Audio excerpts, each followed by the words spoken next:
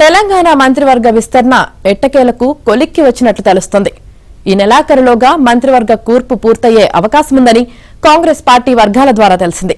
ఢిల్లీలోని ఏఐసీసీ ప్రధాన కార్యాలయంలో కాంగ్రెస్ అగ్రనేతలు మల్లికార్జున ఖర్గే, రాహుల్ గాంధీ, కేసీ వేణుగోపాల్తో ముఖ్యమంత్రి రేవంత్ రెడ్డి, ఉప ముఖ్యమంత్రి బట్టి విక్రమార్క, మంత్రి ఉత్తమ్ కుమార్ రెడ్డి, పీసీసీ అధ్యక్షుడు మహేష్ కుమార్ గౌడ్ సుదీర్ఘంగా భేటీ అయ్యారు.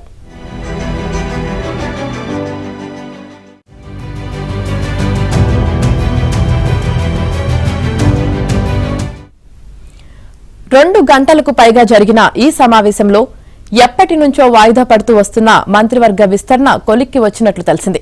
అసెంబ్లీ సమావేశాల తర్వాత జరిగేది మంత్రివర్గ పునర్వ్యవస్థీకరణ అని పార్టీ వర్గాలు చెబుతున్నాయి. మంత్రివర్గంలో నలుగురికి అవకాశం కల్పించడంతో పాటు పలువురు మంత్రుల శాఖల్లో మార్పులు జరిగే ఛాన్స్ ఉన్నట్లు అభిప్రాయపడుతున్నాయి.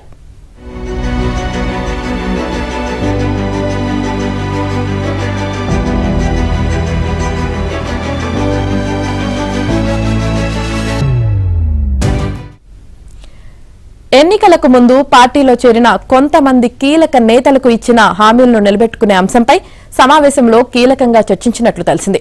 ఉమ్మడి నల్గొండ జిల్లాకు చెందిన మునుగోడు ఎమ్మెల్యే కోమటిరెడ్డి రాజగోపాల్ రెడ్డి, ఉమ్మడి ఆదిలాబాద్ జిల్లాకు చెందిన చెన్నూరు ఎమ్మెల్యే గడ్డం వివేక్ వెంకటస్వామికి అవకాశం ఇవ్వాలనే అంశంపై చర్చ జరిగినట్లు సమాచారం.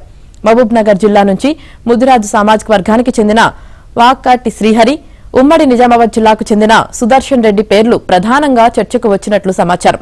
సుదర్శన్ రెడ్డికి అవకాశం ఇవ్వాలని ముఖ్యమంత్రి రేవంత్ రెడ్డి పట్టుబట్టినట్లు విశ్వసనీయ వర్గాల సమాచారం. సుదీర్ఘంగా చర్చించిన తర్వాత నెలకొన్న పరిస్థితుల్లో కోమటిరెడ్డి రాజగోపాల్ రెడ్డి, గడ్డం వివేక్, వాకాటి శ్రీహరి, సుదర్శన్ రెడ్డి పేర్లు ముందు వరుసలో ఉన్నట్లు ఆ పార్టీ వర్గాల ద్వారా తెలిసింది.